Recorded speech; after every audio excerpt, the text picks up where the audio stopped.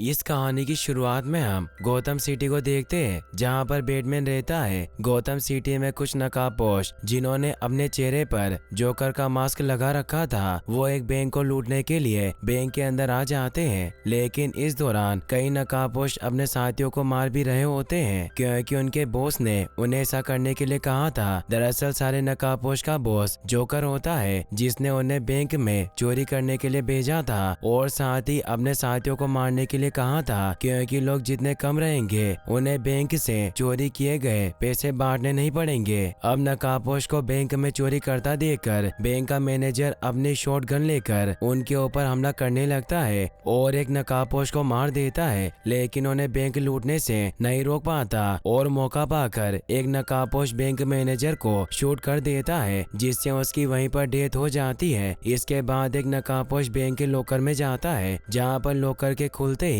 वो अपने साथी को मार देता है और बहुत सारे बैग्स में ढेर सारा पैसा इकट्ठा कर लेता है। अब सिर्फ 2 ही नकाबपोश बचे हुए थे, लेकिन जोकर ने उन्हें भी अपने दूसरे साथी को मारने के लिए कहा था, इसलिए एक नकाबपोश दूसरे नकाबपोश के ऊपर अपनी गन तान देता है और उससे पूछता है कि बॉस ने काम खत्म होने के बाद तुम्हें भी मुझे मारने के लिए बोला होगा। इस पर वो नकाबपोश बोलता है कि बॉस ने मुझे तुम्हें मारने के लिए नहीं बोला था, बल्कि बस ड्राइवर को मारने के लिए बोला था। और अगले ही पल बिल्डिंग को तोड़ते हुए वहां पर एक बस आ जाती है, जो उस नकाबपोश को टक्कर मारकर मार देती है, जिसने अपने साथी पर गन ताना था। बचा हुआ नकाबपोश बस ड्राइवर को भी शूट कर देता है और अब वो अकेला बचा था, इसीलिए पैसों से भरे बेस को बस में रखकर वहां से जाने लगता है। लेकिन तभी बैंक मैनेजर, जो अभी भी जिंदा था, वो आखिरी बचे हुए नकाबपोश से पूछता है कि पहले शहर के गुंडे बदमाशों के भी वसूल हुआ करते थे, लेकिन तुम खुद को देखो, तुम्हारे क्या वसूल है? जिसने तुम्हें भेजा है वो तुम्हें भी मार देगा। बैंक मैनेजर की बात सुनकर नकाबपोश रुक जाता है और अपना मास्क उतार कर बैंक मैनेजर से कहता है कि अगर सांप है तो काटेगा ही, तुम उसे सांप कहो या सांप जी। नकाबपोश का चेहरा देखकर बैंक मैनेजर पूरी तरह से डर जाता है, क्योंकि ये कोई और नहीं बल्कि खुद सारे नकाबपोश का बॉस जोकर था। जोकर बैंक मैनेजर के मुंह में एक ग्रेनेड रखकर स्कूल बस के साथ चिपकर वहां से निकल जाता है। अगले सीन में हम देखते हैं कि अब बैटमैन की वजह से गौतम सिटी में क्राइम काफी ज्यादा कम हो गया है। क्रिमिनल्स सिटी में कोई भी गलत काम करने से डरते थे, क्योंकि बैटमैन कहीं भी कभी भी आ सकता था। इसके बाद हम सिटी के कुछ क्रिमिनल्स को एक बिल्डिंग में ड्रग्स का सौदा करते हुए देखते हैं, लेकिन तभी वहाँ पर कई बैटमैन आ जाते हैं, जो क्रिमिनल्स से फाइट करके उन्हें रोकने की कोशिश करने लगते हैं। दरअसल ये सभी गौतम सिटी में रहने वाले नॉर्मल लोग थे, जो बैटमैन से इंस्पायर होकर क्रिमिनल्स को रोकना चाहते थे। गौतम सिटी से नकली बैटमैन क्रिमिनल्स के सामने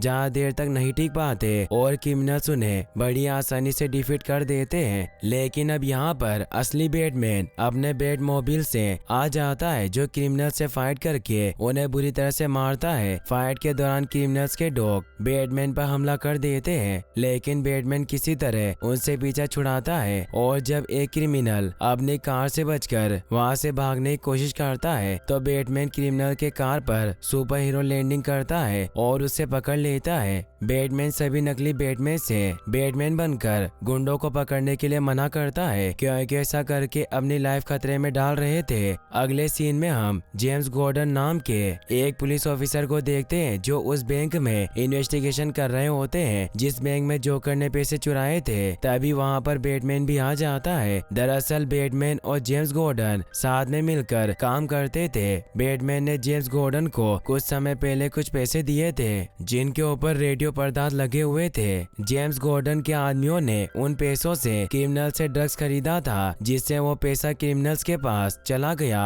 और नोटों पर लगे रेडियो एक्टिव पदार्थ को ट्रेस करके पता लगा लेते हैं कि शहर के क्रिमिनल्स ने अपना पैसा किन किन बैंकों में जमा किया है। उन बैंकों में एक बैंक वो भी था जिसमें जोकर ने चोरी की थी, यानी कि जोकर ने गौतम के क्रिमिनल्स का पैसा ही चुराया था। अब बैटमैन और जेम्स गॉर्डन को पता चल गया था कि क्रिमिनल्स ने अपना पैसा किन किन बैंकों में जमा किया है, इसीलिए उन सारे बैंकों पर रेड डालना चाहते थे। लेकिन इसके लिए उन्हें शहर के एक बहुत बड़े वकील हार्वे डेंट के परमिशन की जरूरत थी। जेम्स गॉर्डन बैटमैन से पूछते हैं कि क्या हमें सबसे पहले जोकर को पकड़ना चाहिए, जिस पर बैटमैन साफ साफ मना कर देता है, क्योंकि वो सबसे पहले गौतम सिटी के सारे क्रिमिनल्स को पकड़ना चाहता चाहता था, ना कि अकेले जोकर को। अगले सीन में हम बैटमैन के असिस्टेंट अल्फ्रेड को देखते हैं, जो बैटमैन के सीक्रेट बेस पर उससे मिलने आता है, जहाँ पर बैटमैन डॉग द्वारा काटे गए जख्मों पर टाके लगा रहा था। बैटमैन की ऐसी हालत देखकर अल्फ्रेड उसे कुछ समय के लिए रिटायर होने की सलाह देते हैं, लेकिन बैटमैन इससे साफ साफ मना कर देता है क्योंकि वो गौतम सिटी को क्राइम मुक्त बनाना चाहता था। यहाँ पर हमें यह भी पता चलता है कि बैटमैन हार्वी डेंट पर काफी लंबे समय से नजर रख रहा था, क्योंकि क्रिमिनल्स के पैसे जिन बैंकों में जमा थे उन पर एक साथ रेड मारने के लिए उसे हार्वी डेंट के परमिशन की जरूरत थी। और साथ ही बैटमैन की ex girlfriend Rachel Harvey Dent को डेट कर रही थी। अगले सीन में हम हार्वी डेंट और रेचल को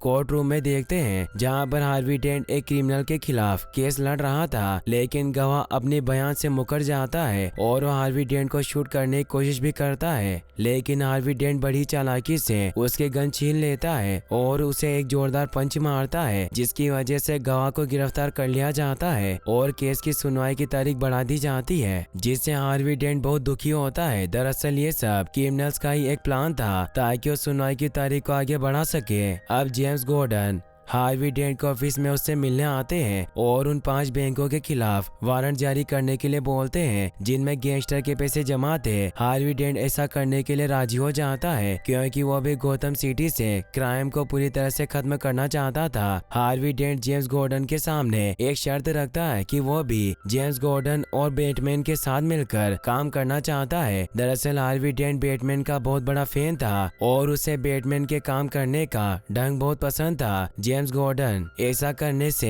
साफ साफ मना कर देते हैं क्योंकि बैटमैन के बारे में जितने कम लोगों को पता था बैटमैन के लिए उतना ही अच्छा था। हार्वी डेंट जेम्स गॉर्डन से यह भी कहता है कि उसे उन ऑफिसर के ऊपर विश्वास नहीं है जो जेम्स गॉर्डन के स्पेशल टीम में शामिल थे, क्योंकि कभी न कभी हार्वी डेंट ने उन सभी के खिलाफ केस लड़ा था, लेकिन जेम्स गॉर्डन इस बात पर ज्यादा ध्यान नहीं देते। अगले सीन में हम बैटमैन की कंपनी में हो रहे एक बिजनेस मीटिंग को देखते हैं, क्योंकि बैटमैन रियल लाइफ में एक बहुत बड़ा बिजनेसमैन था और मिस्टर वेन के नाम से फेमस था। मीटिंग के दौरान वेन सो रहा था, लेकिन फिर भी वेन की कंपनी के board member mister Lucius Fox Chinese company के साथ होने वाली डील को मंजूरी देते हैं। ये देखकर कंपनी का एक कर्मचारी कोलमैन मिस्टर लूसियस फॉक्स से कहता है कि आप इस डील को मंजूरी कैसे दे सकते हैं, क्योंकि मीटिंग के दौरान तो मिस्टर वेन सो रहे थे। इस पर मिस्टर लूसियस फॉक्स कोलमैन से कहते हैं कि तुम सिर्फ अपने काम से काम रखो। वेन जब होश में आता है तो मिस्टर लूसियस फॉक्स उससे कहते हैं कि मुझे लगता है कि जिस चाइनीज कंपनी के साथ हमने डील किया है वो गैर कानूनी काम करती है। मिस्टर लूसियस फॉक्स की बातें सुनकर बैटमैन उन्हें डील कैंसिल करने के लिए बोलते हैं और साथ ही अपने बेड सूट में कुछ मॉडिफिकेशन करने के लिए बोलता है, क्योंकि मिस्टर लूसियस फॉक्स को वेन के बैटमैन होने की सच्चाई पता थी और वही बैटमैन के बेड सूट को डिजाइन करते थे। अब हार्वी डेंट जब अपनी गर्लफ्रेंड और बैटमैन की एक्स गर्लफ्रेंड रेचल के साथ एक पार्टी में एंजॉय कर रहा होता है, तो वहाँ पर बैटमैन भी अपनी गर्लफ्रेंड नताशा के साथ आ जाता है, लेकिन हार्वी डेंट बैटमैन को नहीं पहचान पाता, क्योंकि इस समय बैटमैन गौतम का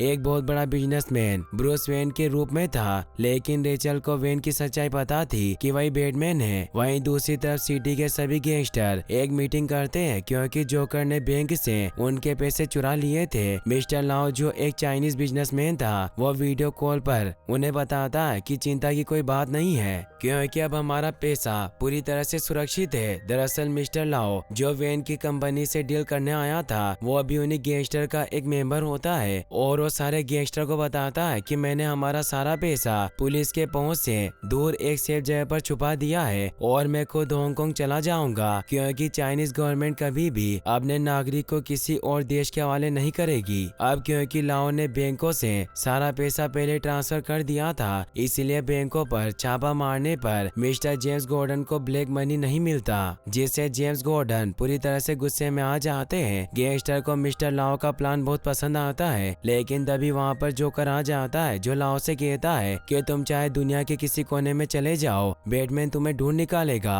और तुम्हारा पैसा भी तुमसे छीन लेगा। जोकर गैंगस्टर को समझाता है कि कभी गौतम सिटी में तुम्हारा राज चलता था, था, लेकिन अब बैटमैन के डर से तुम अपना कारोबार भी नहीं कर सकते, इसीलिए बैटमैन को मारना होगा। जोकर की बात सुनकर एक गैंगस्टर जब उससे पूछता है कि अगर तुम्हारे लिए बैटमैन को मारना इतना ही आसान है तो फिर तुम उसे मार क्यों नहीं देते। इस पर जोकर उसे कहता है कि जिस चीज में तुम माहिर हो उसे कभी भी फ्री में मत करना, और जोकर बैटमैन को मारने के बदले गैंगस्टर के पैसों का आधा हिस्सा मांगता है। जोकर की ऐसी बातें सुनकर एक गैंगस्टर पूरी तरह से गुस्से में आ जाता है, क्योंकि जोकर ने ही बैंक से उनके सारे पैसे चुराए थे और अब वो उनके पैसों में आधा हिस्सा भी मांग रहा था। अब इससे पहले कि वो गैंगस्टर अपने आदमियों के साथ जोकर पर हमला करता, जोकर अपने जैकेट में लगे ग्रेनेड दिखाता है जिनके पिन को उसने एक रस्सी से बांध कर रखा था, और अगर वो उस रस्सी को खींच देता तो एक ब्लास्ट के साथ वहाँ मौजूद सारे लोग मारे जाते। अब जोकर गैंगस्टर को अपना कार्ड देता है और ने अपने डील पर सोचकर बताने के लिए बोलकर वहाँ से निकल जाता है। अगले सीन में हम जेम्स गॉर्डन, हार्वी डेंट और बैटमैन को देखते हैं, जो इस बात को लेकर काफी ज्यादा परेशान होते हैं कि आखिर गैंगस्टर को कैसे पता चला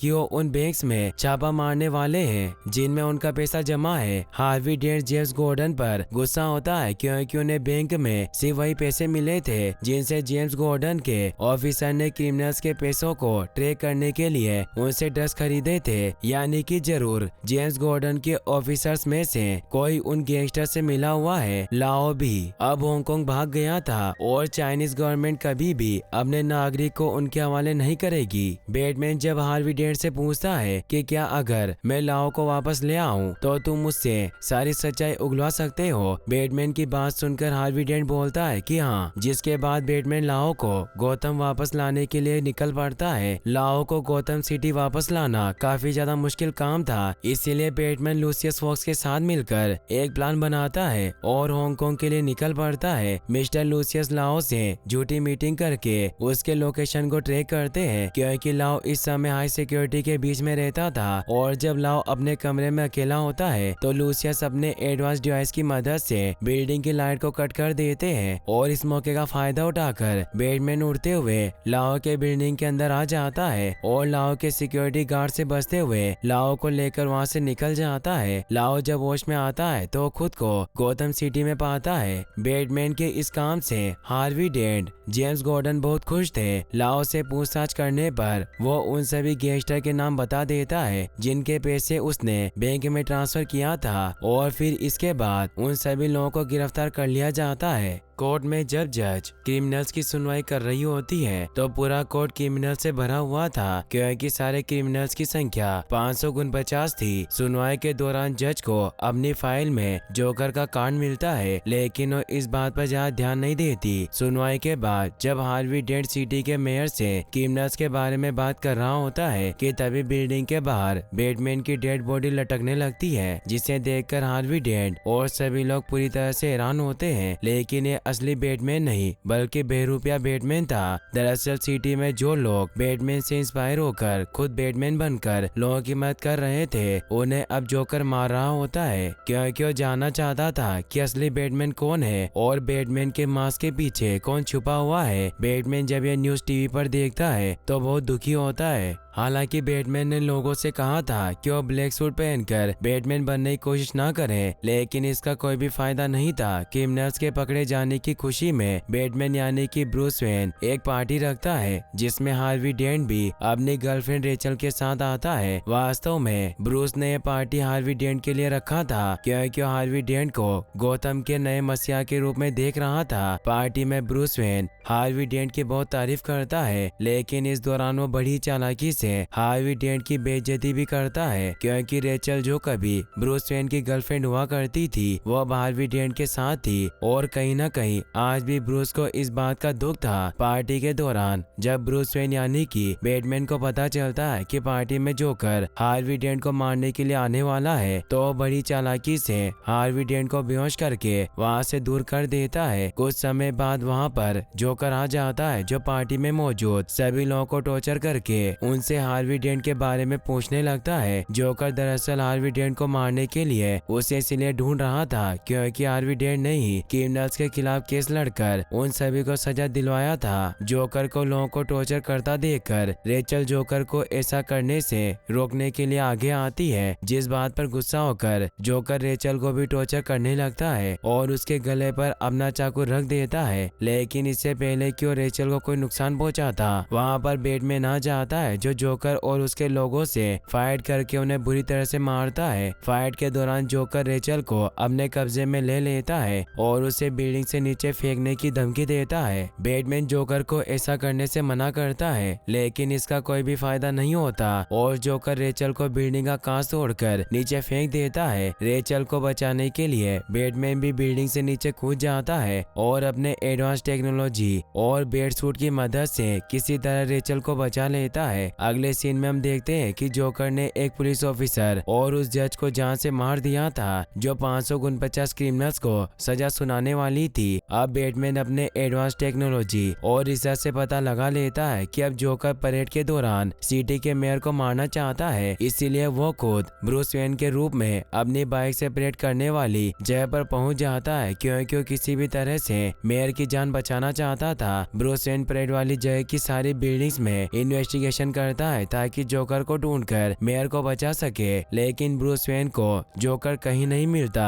क्योंकि वो परेड कर रहे ऑफिसर्स में शामिल था और मौका पाकर मेयर के ऊपर शूट कर देता है। लेकिन जेम्स गॉर्डन जो उस जगह पर मौजूद थे वो अपनी जान देकर मेयर की जान बचा लेते हैं। भगदड़ में मौका पाकर जोकर बड़ी आसानी से वहां से निकल जाता है। हार्वी डेंट को जब पता चलता है कि अब जोकर का अगला निशाना रेचल है तो रेचल को कॉल करके उसे जल्द से जल्द किसी सेफ जगह पर जाने के लिए कहता है क्योंकि उसकी जान को खतरा था। हार्वी डेंट की बात सुनकर रेचल ब्रूस वेन के पेंट हाउस में जाने का डिसाइड करती है क्योंकि वो जानती थी कि ब्रूस वेन ही बैटमैन है और उसके पेंट हाउस से ज्यादा सेफ जगह और कोई नहीं है। अगले सीन में हम बैटमैन को उन सारे क्रिमिनल्स में से एक क्रिमिनल्स को मारते हुए देखते हैं क्योंकि अब वो किसी भी तरह से जोकर की लोकेशन के बारे में जानना चाहता था ताकि गौतम सिटी में हो रही मौतों को रोका जा सके। वो क्रिमिनल बैटमैन को जोकर के बारे में कुछ भी नहीं बताता क्योंकि उसे खुद भी जोकर के बारे में पता नहीं था और वो बैटमैन को अपना मास्क उतार कर सभी के सामने आने के लिए कहता है क्योंकि अगर बैटमैन ने अपनी आइडेंटिटी रिवील कर दिया तो जोकर उसे मारने के लिए उसके पीछे जरूर आएगा। वहीं दूसरी तरफ हार्वी डेंट भी एक आदमी को पकड़कर उससे जोकर के बारे में पूछ रहा था क्योंकि अब वो किसी भी तरह जोकर तक पहुंचना चाहता था ताकि रेचल को बचा सके। वो आदमी जब हार्वी डेंट को जोकर के बारे में कुछ नहीं बताता है तो हार्वी डेंट अपना सिक्का उछालकर उस आदमी के लाइफ को डिसाइड करने का फैसला करता है क्योंकि अपनी लाइफ के सारे इम्पोर्टेंट डिसीजन सिक्का उछाल कर ही लेता था। अब इससे पहले कि हार्वी डेंट उस आदमी को मारता वहाँ पर बैटमैन आ जाता है। बैटमैन हार्वी डेंट को उस आदमी को मारने से रोकता है क्योंकि वो हार्वी डेंट को गौतम के नए मसीहा के रूप में देख रहा था जो चेहरे पर बिना मास्क लगाए सिटी के लिए लड़ रहा था और अगर वो उस आदमी को मार देता तो उसमें और सिटी के क्रिमिनल्स में कोई फर्क नहीं होता। बैटमैन हार्वी डेंट को समझाता है कि कल तुम एक प्रेस कॉन्फ्रेंस रखो जिसमें मैं सभी के सामने अपना आइडेंटिटी रिवील कर दूंगा क्योंकि मेरी वजह से जोकर गौतम के बेगुनाह लोगों को मार रहा है। हार्वी डेंट बैटमैन को ऐसा करने से मना करता है क्योंकि वो बैटमैन को बहुत ज्यादा पसंद करता था और वो बैटमैन को इस तरह हारते हुए नहीं देखना चाहता था। लेकिन बैटमैन हार्वी डेंट की बातों का कोई जवाब दिए बिना ही वहाँ से चला जाता है। दरअसल अब बैटमैन भी नहीं चाहता था कि उसकी वजह से किसी की जान जाए। अगले दिन हार्वी डेंट बैटमैन के कहे मुताबिक प्रेस कॉन्फ्रेंस रखता है जहाँ पर वो गौतम के लोगों को बताने की कोशिश करता है कि बैटमैन गौतम सिटी के लिए कितना जरूरी है और वो गौतम सिटी के लोगों को खतरनाक क्रिमिनल से बचाता है। प्रेस कॉन्फ्रेंस में मौजूद लोग हार्वी डेंट की बातों से एग्री नहीं करते क्योंकि उनको लगता है कि बैटमैन की वजह से ही सिटी में लगातार मौतें हो रही है। लोगों की बातें सुनकर हार्वी डेंट कहता है कि अगर ऐसी बात है तो कर लो बैटमैन को गिरफ्तार। ये सुनकर वहाँ पर मौजूद ब्रूस वेन जो वास्तव में बैटमैन है वो सभी के सामने आकर अपनी आइडेंटिटी रिवील करने के लिए आगे बढ़ता है, लेकिन तभी हार्वी डेंट कहता है कि मैं ही बैटमैन हूँ। इसके बाद हार्वी डेंट को बैटमैन समझकर गिरफ्तार कर लिया जाता है क्योंकि उसकी वजह से जोकर ने कई लोगों को मारा था। हार्वी डेंट के ऐसा करने से रेचल और ब्रूस पूरी तरह से हैरान थे क्योंकि वो जानते थे कि हार्वी डेंट बैटमैन नहीं है। अब पुलिस ऑफिसर जब हार्वी डेंट को गिरफ्तार करके जेल में ले जा रहे होते हैं तो रास्ते में जोकर उनके ऊपर हमला कर देता है, क्योंकि वो हार्वी डेंट को अपने कब्जे में लेना चाहता था। अब इससे पहले कि जोकर हार्वी डेंट को अपने कब्जे में लेता, वहाँ पर बैटमैन आ जाता है। अब इनके बीच में एक खतरनाक और लंबी रेस होती है, जिसके दौरान बैटमैन उस गाड़ी को पलटने में कामयाब हो जाता है जिसके अंदर जोकर था।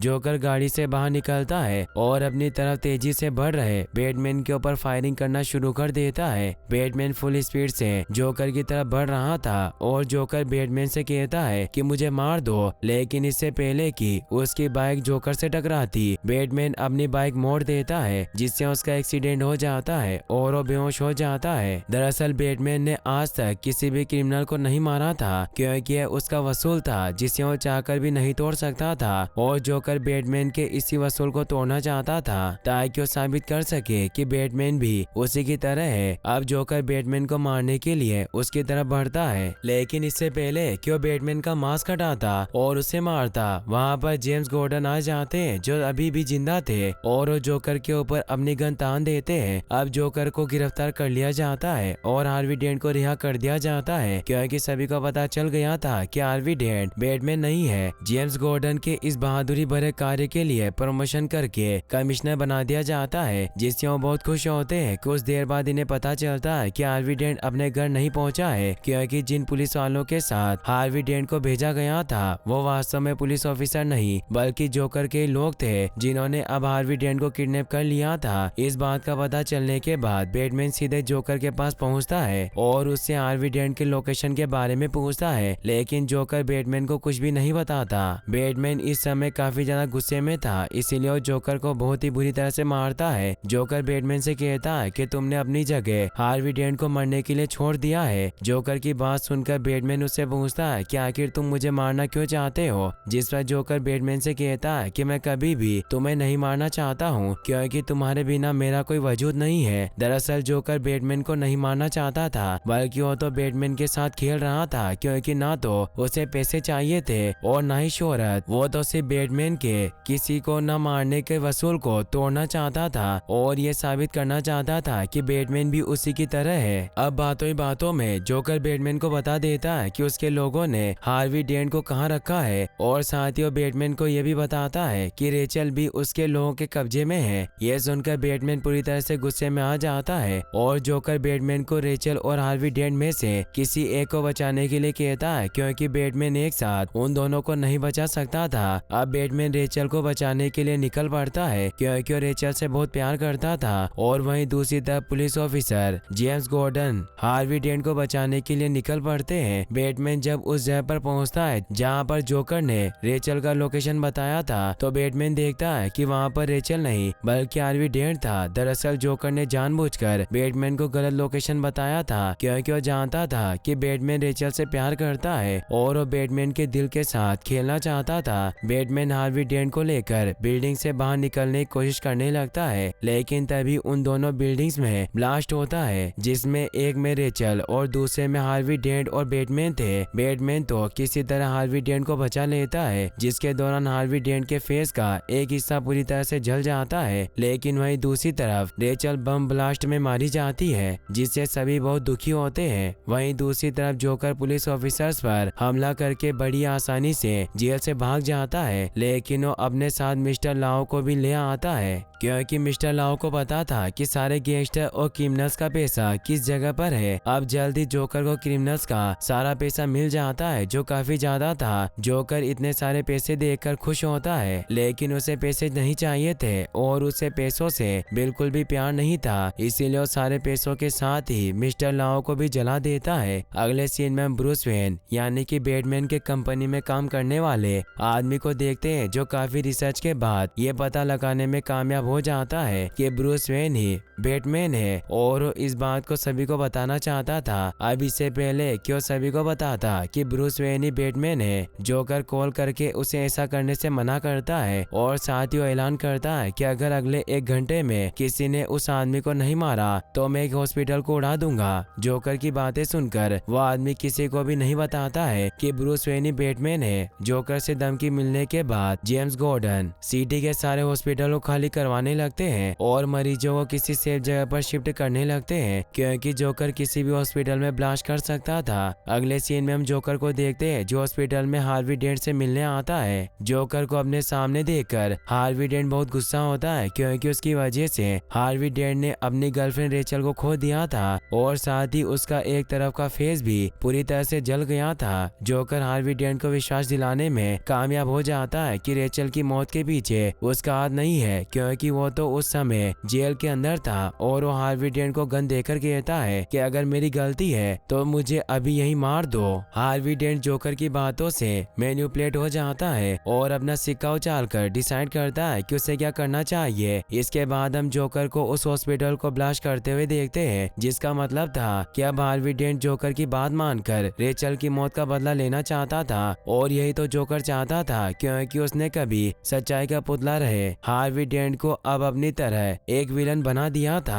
अब क्योंकि जेम्स गॉर्डन ने पहले ही सारे हॉस्पिटल को खाली करवा दिया था इसीलिए उस ब्लास्ट में किसी की भी जान नहीं जाती, लेकिन हॉस्पिटल की एक बस गायब थी जिसमें बहुत सारे पैसेंजर्स थे और साथ ही हार्वी डेंट भी गायब था। न्यूज चैनलों पर एक वीडियो प्ले किया जाता है जिसमें एक आदमी बोल रहा था कि मेरे कहने पर उस आदमी को नहीं मारा गया जो सभी को बैटमैन का सच्चाई बताना चाहता था, इसीलिए अब पूरे शहर के लोगों को इसकी कीमत चुकानी होगी। न्यूज चैनलों पर इस वीडियो को देखकर सभी लोग पूरी तरह से डर गए थे और सिटी से बाहर किसी सेफ जगह पर जाना चाहते थे क्योंकि वो वार्निंग मैसेज जोकर की तरफ से आ रहा था। इसके बाद हम हार्वी डेंट को देखते हैं जो पूरी तरह से बदल चुका था क्योंकि उसने अपनी गर्लफ्रेंड को खोया था। हार्वी डेंट अपनी गर्लफ्रेंड रेचल का बदला लेना चाहता था इसीलिए उस आदमी के पास जाता है जिसने रेचल को किडनैप किया था और वो अपना सिक्का उछालकर उस आदमी की जिंदगी और मौत को डिसाइड करता है। अगले सीन में हम बैटमैन को देखते हैं जो अब किसी भी तरह से जोकर को ढूंढना चाहता था क्योंकि गौतम सिटी को बचाने और शांति कायम करने के लिए जोकर को ढूंढना बहुत जरूरी था। अपने एडवांस सोनार डिवाइस से बैटमैन जोकर के लोकेशन का पता लगा लेता है जहां पर जोकर ने बहुत सारे लोगों को बंदी बनाकर रखा था। सोनार डिवाइस की मदद से बैटमैन को उस पूरी बिल्डिंग का 3D नक्शा मिल जाता है और साथ ही यह भी पता चल जाता है कि किस फ्लोर पर कितने लोग मौजूद हैं। यहाँ पर जोकर ने एक प्लान बनाया था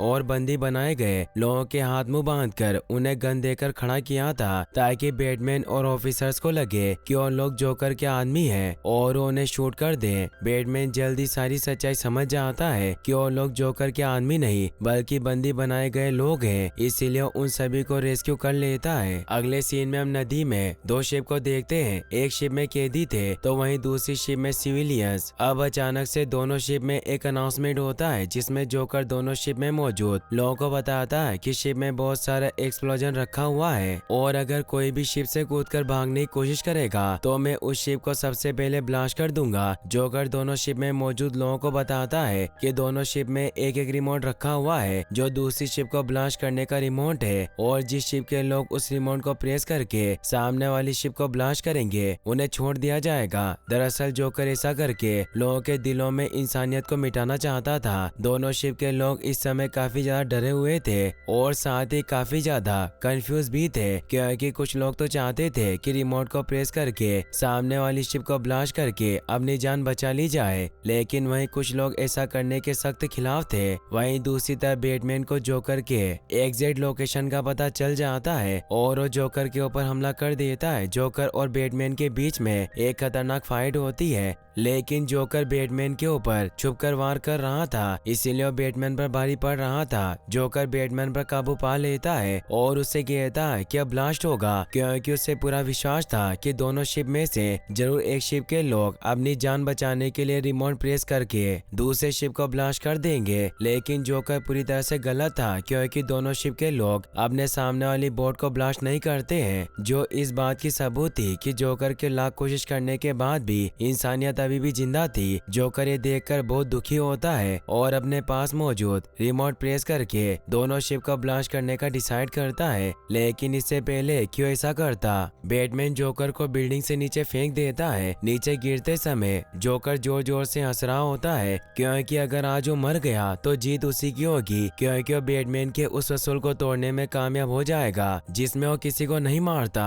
अब न चाहते हुए भी बैटमैन को जोकर को नीचे गिराने से बचाना पड़ता है, बैटमैन जोकर से कहता है कि अब तुम पूरी लाइफ जेल में सड़ोगे, जिस पर जोकर बैटमैन से कहता है कि लेकिन आखिर में जीत मेरी हुई, क्योंकि जब तुम्हारा और गौतम सिटी के हीरो हार्वी डेंट का सच्चाई लोगों को पता चलेगा कि उसने कई खून किए हैं, तो लोगों का विश्वास पूरी तरह से टूट जाएगा। दरअसल जोकर इस बात से बहुत खुश था कि उसने हार्वी डेंट को, जो कभी गौतम सिटी का मसीहा हुआ करता था, उसे अब अपनी तरह एक क्रिमिनल बना दिया था। जोकर की बात सुनकर बैटमैन हार्वी डेंट की तरफ निकल पड़ता है और जोकर को गिरफ्तार कर लिया जाता है। अगले सीन में हम हार्वी डेंट को देखते हैं, जिसने ऑफिसर जेम्स गॉर्डन और उसकी पूरी फैमिली को बंदी बनाकर रखा था। दरअसल अब हार्वी डेंट पूरी तरह से बदल चुका था और जेम्स गॉर्डन और उनकी फैमिली से इस बात का बदला लेना चाहता था कि जेम्स गॉर्डन के करप्ट ऑफिसर्स की वजह से जोकर के लोगों ने बड़ी आसानी से रेचल को किडनैप कर लिया था। हालांकि हार्वी डेंट ने पहले जेम्स गॉर्डन को समझाया था कि उनकी टीम में करप्ट ऑफिसर्स मौजूद हैं, लेकिन जेम्स गॉर्डन ने इस बात पर ज्यादा ध्यान नहीं दिया था। इसके बाद हार्वी डेंट जेम्स गॉर्डन के बेटे को अपने कब्जे में ले लेता है, क्योंकि जेम्स गॉर्डन अपने बेटे से बहुत प्यार करते थे और हार्वी डेंट जेम्स गॉर्डन के बेटे को मारकर ये एहसास करवाना चाहता था कि अपनों को खोकर कैसा लगता है। अब इससे पहले कि हार्वी डेंट जेम्स गॉर्डन के बेटे को मारता,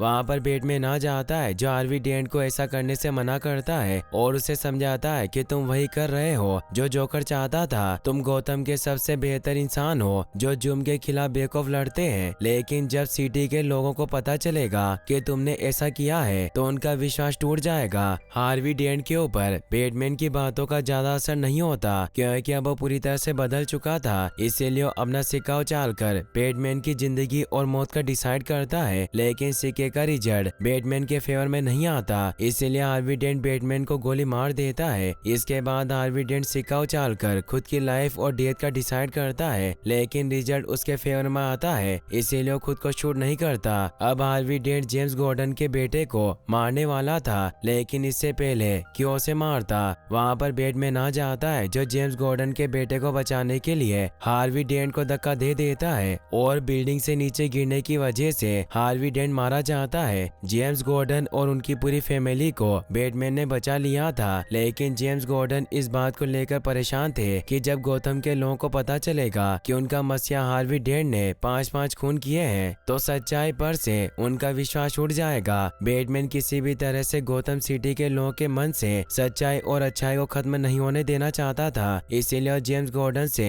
खुद को हार्वी डेंट की मौत का जिम्मेदार घोषित करने के लिए कहता है, ताकि हार्वी डेंट गौतम के लोगों के लिए एक हीरो ही रहे। जेम्स गॉर्डन ऐसा नहीं करना चाहते थे, लेकिन ना चाहते हुए भी उन्हें ऐसा करना पड़ता है, जिसके बाद गौतम सिटी के लोग हार्वी डेंट को अपना हीरो और बैटमैन को विलन मानने लगते हैं। अगले सीन में हम बैटमैन के असिस्टेंट को रेचल के द्वारा बैटमैन के लिए लिखे गए एक लेटर को पढ़ते हुए देखते हैं, जिसमें रेचल ने लिखा था कि वो हार्वी डेंट के साथ शादी इसीलिए कर रही है क्योंकि बैटमैन किसी भी कीमत पर अपना मास्क नहीं हटा सकता, और रेचल ब्रूस वेन के दो रूप ब्रूस वेन और बैटमैन के साथ नहीं रह सकती थी। अल्फ्रेड उस लेटर को जला देता है। अल्फ्रेड बैटमैन को लेटर के बारे में नहीं बताता है क्योंकि इसका कोई फायदा नहीं था, और लेटर पढ़ने से बैटमैन को दुख के अलावा और कुछ नहीं मिलता। और इसी के साथ ये मूवी यहीं पर खत्म हो जाती है। गाइस, आपको ये मूवी कैसी लगी मुझे कमेंट बॉक्स में जरूर बताना, और आप नेक्स्ट कौन सी मूवी देखना चाहते हैं ये भी मुझे कमेंट बॉक्स में जरूर बता देना। साथ ही इस वीडियो को लाइक और चैनल को सब्सक्राइब करने के लिए आपका तहे दिल से शुक्रिया। Thanks for watching.